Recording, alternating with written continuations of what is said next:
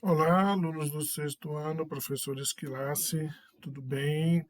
Começando aqui o nosso material novo, né, sobre como são os seres vivos, tá? Esse material, então, ele é relativo ao período do dia 9 de agosto ao do dia 20 de agosto, tá? Então, no final, vocês têm as atividades, vocês podem fazer as atividades, tirar foto, e lá no GSA, né, o Google Sala de Aula, você anexa as fotos com as respostas para estar registrado lá que vocês estão fazendo. E lembrando que para fazer atividade, como eu sempre falo e não canso de repetir, porque tem gente que ainda não faz isso, né? Mas você precisa ler o texto, entender o texto, refletir sobre ele para poder responder sobre o texto. E aí você vai responder de forma mais fácil porque você entendeu o que você está fazendo. Você não está fazendo por obrigação, tá bom? Então vamos lá. E caso alguém não consiga mandar pelo GSA, pode colocar aqui para mim, né, me mandar por esse e-mail pessoal aqui que é da Secretaria de Educação, tá? Então vamos lá. Nós temos aí, ó, vários seres vivos. Então, como são os seres vivos? Então, temos aí uma pequena amostra, né, da diversidade dos seres vivos. O que é diversidade? Diversidade é variedade, diferentes formas. Então, nós temos aqui um ipê amarelo, que inclusive está na época de ipê agora, você consegue ver muitos ipês floridos pela cidade, né? Ipê amarelo, ipê branco, ipê rosa, tá bonito mesmo. Então nós temos um ipê na A, nós temos aqui uma sementes começando a brotar, isso aqui é um paramécio, é um protozoário, isso aqui são bactérias, um lobo-guará, um falcão, um jacaré, uma rã, um peixe, um besouro e uma minhoca. Deixa eu tirar isso aqui. Então, vamos começar a leitura. Observe os seres vivos destas fotografias. Eles têm o mesmo formato de corpo? Onde cada um desses organismos vive? Como se desenvolvem? Do que se alimentam? Eles têm pelos? Quais têm escamas? Quais têm folhas? Então, certas características são específicas de determinados grupos de seres vivos. Entretanto, há os que são comuns a todos eles. Então, nesse capítulo, nós vamos estudar algumas das características, isso é, aquelas que são típicas dos seres vivos, ou seja, o que determina o que é um ser vivo ou não. Então, o que é um ser vivo? Um cão, uma árvore, um pernilongo, uma lombriga e uma bactéria são seres vivos. Um fragmento de rocha, um balde e um prego não são. Intuitivamente, né, quer dizer, amigo, é óbvio, você sabe o que é um ser vivo, pois percebemos a vida pelas ações da maior parte dos seres vivos. Mas quais são as características que distinguem um ser vivo de algo que não tem vida? Que características são compartilhadas somente pelos seres vivos? A definição do que é vida, assim como a definição do que é um ser vivo, continua sendo um grande desafio para pesquisadores das mais diversas áreas, entre eles os biólogos e os filósofos. Há, entretanto, algumas características que são encontradas nos seres vivos, que não são observadas em elementos não vivos dos ambientes. Vamos estudar algumas delas. Só para saber, você sempre diz ser vivo ou ser não vivo, porque você não pode dizer ser morto. Se você falar ser morto, esse é uma pedra. Pedra é um ser morto? Não, porque para ter morrido tem que ter vivido. Então o certo é você falar um ser não vivo, tá bom? Então vamos lá, composição química, né, do que é feito os seres vivos. Todos os seres vivos têm composição química semelhante, constituída principalmente de carbono, representado em química pela letra C maiúscula, o hidrogênio, o H maiúsculo, o oxigênio, o O maiúsculo, e o nitrogênio, o N maiúsculo. Então, esses elementos se associam formando estruturas químicas complexas, chamadas compostos orgânicos. Os principais compostos orgânicos são os carboidratos, os lipídios, as proteínas e os ácidos nucleicos.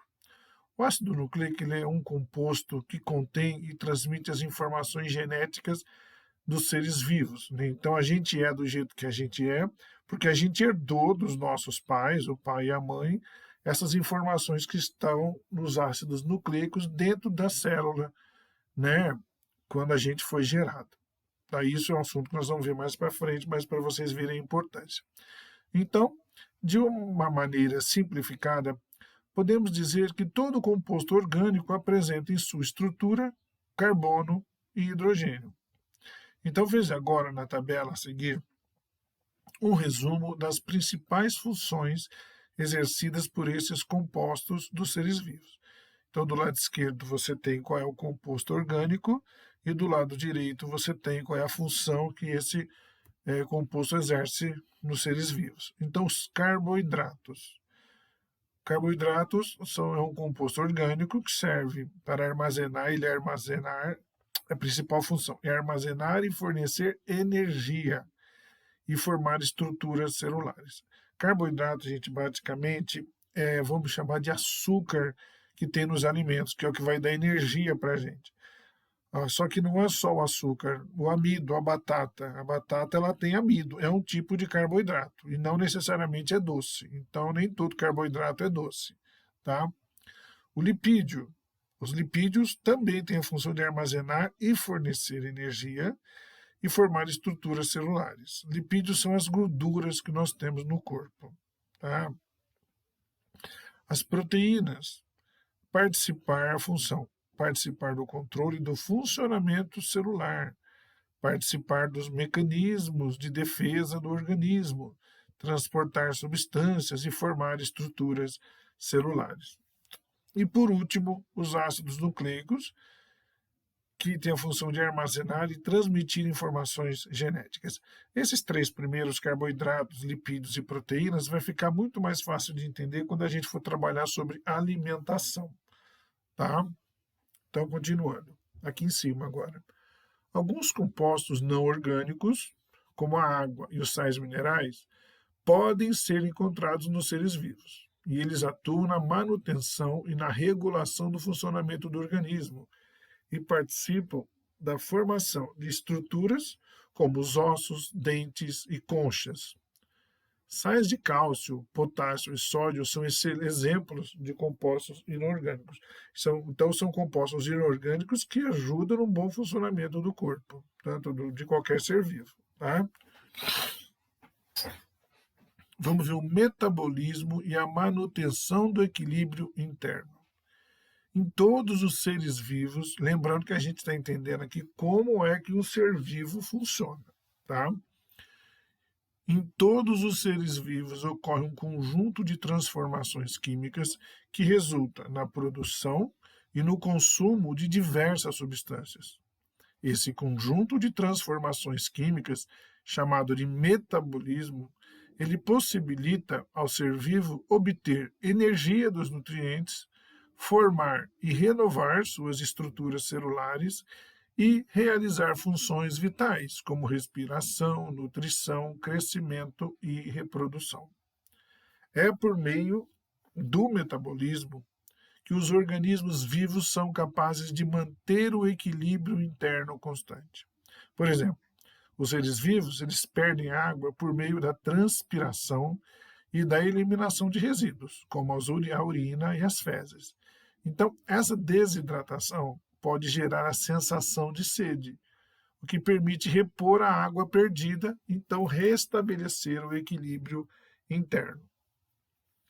Só uma coisa importante, quanto mais a pessoa vai ficando velha, não que ela não vai precisar, ela continua precisando muito de água, mas eles vão tendo menos, as pessoas mais idosas vão tendo menos necessidade de beber água.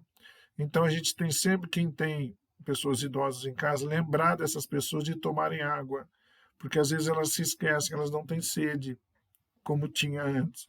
Então, sempre ajuda a lembrar alguém da sua casa para estar sempre hidratado, Todo mundo tem que estar sempre bebendo muita água para manter o corpo hidratado e funcionando da melhor maneira, tá?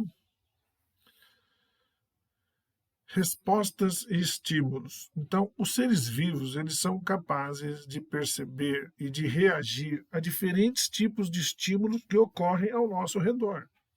A percepção e a reação a estímulos possibilitam a interação com outros seres vivos e também com o meio em que vive. Então, você tem aqui uma planta, ó. As plantas apresentam resposta ao estímulo luminoso, que pode ser observado pela indicação dos caules em direção à fonte de luz, de forma que as folhas fiquem voltadas para ela. Então, estão vendo a imagem aí? Um vaso onde as plantas, essas plantinhas, elas estão crescendo em direção ao sol para aproveitar o máximo possível. Então, continuando no texto aí, ó, como exemplo, que eu acabei de mostrar agora, podemos pensar no estímulo luminoso. Muitos seres vivos reagem à luminosidade afastando-se ou aproximando-se dela. Diversas plantas crescem voltadas para a fonte de luz, como a gente viu agora. A pupila de alguns animais dilata-se em ambientes com baixa luminosidade e contrai-se em ambientes com alta luminosidade. Então você pode ver aqui os olhos dos animais vertebrados, tem duas fotos aí de um gato com a pupila fechada e outro com a pupila aberta. Então, os olhos dos animais vertebrados apresentam resposta ao estímulo luminoso ou à ausência dele, o que pode ser observado pelo fechamento ou pela abertura da pupila, em ambientes com muita ou pouca luz, respectivamente. Nosso olho não é que nem o do gato, né, de que tem esse risco aqui no primeiro desenho, tá? Mas se você for na frente de um espelho de noite, ou pode ser de dia, né, que o teu banheiro tem que ter cortina para manter bem escuro, mas de noite é mais legal. Então você vai no banheiro de noite, se tiver uma luz perto do espelho, melhor. Se não, se for a luz do teto, você tem que pedir ajuda de alguém. Então você vai acender a luz, aí você vai olhar pelo espelho, você vai olhar para o teu olho e você vai ver a tua pupila um pouquinho fechada porque o ambiente está iluminado. Aí você pede para quem estiver te ajudando apagar a luz. Aí você conta até 20, 30. Assim que você contar até 30, lembra que você tem que estar olhando para o espelho para onde está a tua pupila, o teu olho. Aí você pede para a pessoa acender a luz. A hora que a pessoa acender a luz, como vai ter muita luz, a pupila do seu olho ela vai diminuir, ela vai fechar. Por quê? Ela estava aberta porque o ambiente estava escuro, e quando o ambiente está escuro, a pupila abre para tentar pegar o máximo possível de luz. Então, a hora que você acende a luz e você está olhando para a sua pupila, ela vai fechar, ela vai contrair, ela vai diminuir. É um efeito muito legal de se ver, né? E isso é o exemplo dessa resposta ao estímulo à luminosidade. Continuando. Movimentos de órgãos internos também podem ser considerados respostas a algum estímulo. O movimento que ocorre em órgãos do sistema digestório, como o estômago e o intestino, após a alimentação, é um exemplo.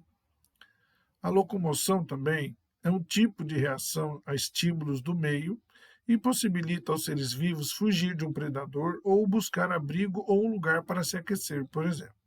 Então você tem aí uma imagem de um lagarto chamado de Tropidurus torquatus, do Parque Nacional Marinho de Abrolhos, que fica na Bahia, em Caravelas, né? E essa foto foi de 2016. Ele mede aproximadamente 30 centímetros de comprimento, ou seja, uma régua. Então os lagartos, assim como os répteis, eles dependem do calor do ambiente para se aquecer. É diferente da gente. O nosso corpo, ele mantém mais ou menos a mesma temperatura, né? Os répteis não, eles precisam tomar sol para aquecer o corpo e o sangue, tá? Por isso, quando a gente mede a temperatura, a gente tem que estar mais ou menos sempre na mesma temperatura. Quando está acima, você está com febre, indicando que você pode estar com algum problema, alguma infecção, alguma coisa, tá? Ciclo de reprodução, ciclo de vida e reprodução. Os seres vivos apresentam um ciclo de vida. Eles nascem, crescem, podem se reproduzir e morrem. Pela reprodução, os seres vivos originam indivíduos semelhantes a si mesmos, ou seja, com características que são próprias da sua espécie. Esse processo ele é fundamental, já que garante a continuidade da existência da espécie. Assim, quando alguns indivíduos morrem, se há indivíduos capazes de se reproduzir, a espécie não deixa de existir. E cada parte do ciclo da vida é chamada de fase. No ciclo de vida das plantas, por exemplo, a germinação da semente, né, olhando aqui embaixo, aqui, fases do ciclo de vida de um feijoeiro. Então, a semente do feijão está brotando. Então, é a germinação da semente, depois vem a fase de plântula e a fase adulta. E um dia a planta acaba morrendo. Então, você tem aí a semente do feijão brotando, depois a planta jovem do feijão, né, a plântula, e a planta adulta do feijão. E aí, quando eles fazem a colheita, né, apesar que eles colhem só os grãos, né, o pé de feijão continua lá e continua dando feijão. Até que um dia, de repente, o produtor acha que está produzindo pouca semente, poucos grãos, e aí ele vai lá, tira tudo e planta de novo para crescer uma planta mais forte, tá? Isso ocorre com os animais também. Quando eles nascem, são filhotes ou bebês, no caso dos seres humanos, depois se tornam jovens e chegam à fase adulta. E um dia todos os animais morrem. Então a morte ela representa o fim do ciclo vital de um ser vivo. Só queria fazer um comentário aqui, quando ele em cima ele fala que pela reprodução os seres vivos originam indivíduos semelhantes a si mesmos, ou seja, com características que são próprias da sua espécie, significa que um rato só pode vir de um rato. Uma pulga só pode vir de uma pulga. Por que eu estou falando isso? Porque quando eu era criança, a gente andava na rua, tinha umas moscas varejeiras verdes, que elas voam, elas batem as asas tão forte que elas param no ar. E às vezes elas paravam em cima da nossa cabeça. E aí dizia que ali ela soltava ovinho e aí nascia piolho na cabeça da gente. Bom, isso é impossível, né? Porque você não vai nascer piolho de uma mosca varejeira. De mosca varejeira só nasce mosca varejeira. E de piolho só nasce piolho, tá? Assim como o pessoal fala assim, se você sentir vontade de comer alguma coisa, vai dar lombriga. Não dá lombriga, porque a lombriga só vem de outra lombriga. A lombriga só vai se desenvolver no seu estômago, no seu intestino, aliás, se você comer um alimento contaminado com ovos de lombriga. A lombriga não vai surgir do nada no seu estômago porque você ficou com desejo de comer alguma coisa. Tá? Então, isso é uma lenda. Né? Então, lombriga só vem de outra lombriga. Tá? E continuando o texto. Células.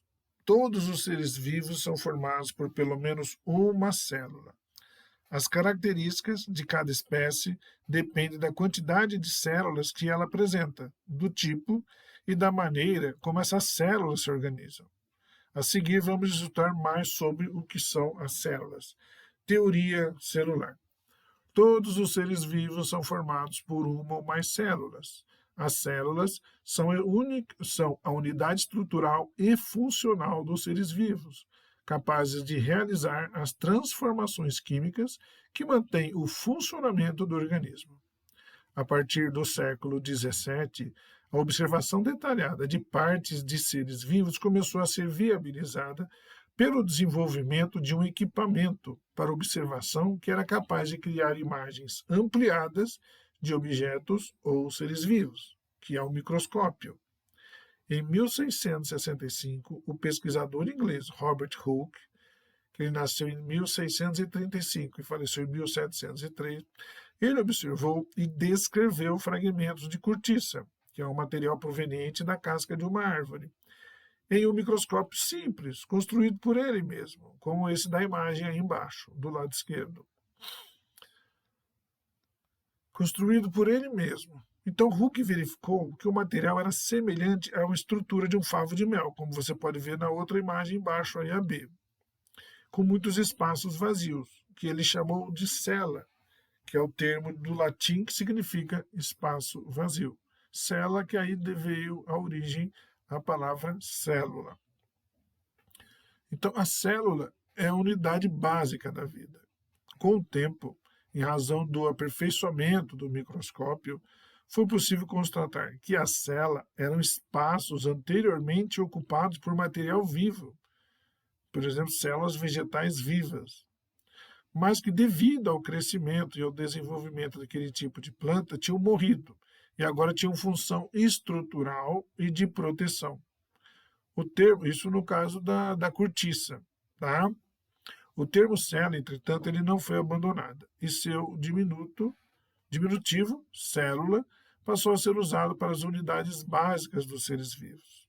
No século XX, com base na evidência de que todos os seres vivos teriam células, os cientistas alemães Matthias Schleiden e Theodor Schwann propuseram, em estudos independentes, a teoria celular.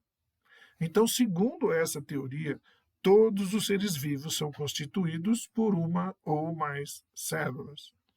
Posteriormente, em 1855, o cientista Rudolf Virchow aprimorou a teoria celular ao declarar que toda célula origina-se de outra célula pré-existente, ou seja, um ser vivo só vem do mesmo ser vivo, introduzindo então a noção de divisão celular, ou seja, de que a célula ela pode se dividir e originar novas células.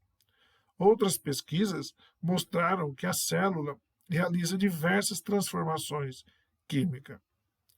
Para ser a unidade constituinte de todos os seres vivos e por realizar atividades essenciais que caracterizam a vida, a célula passou a ser considerada a unidade estrutural e funcional de todo ser vivo.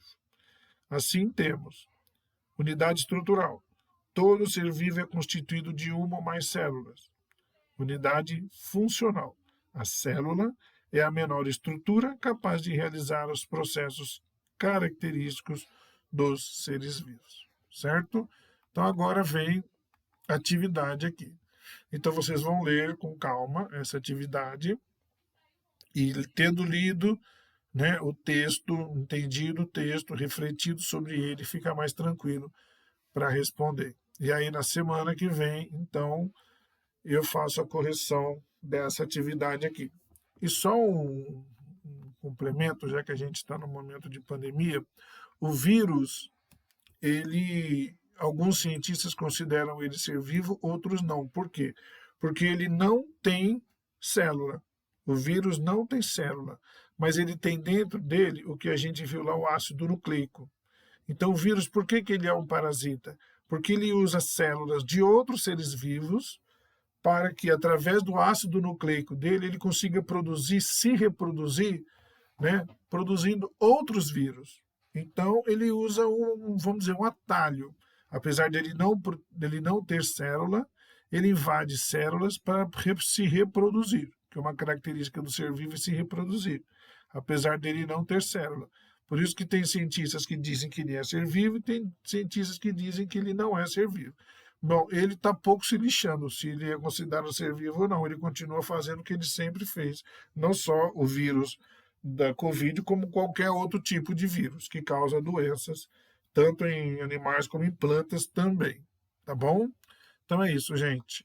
Semana que vem, correção dessas atividades aqui. E um abraço para você para fazer essas atividades e colocar lá no GSA. Tá bom? Um abraço, até mais.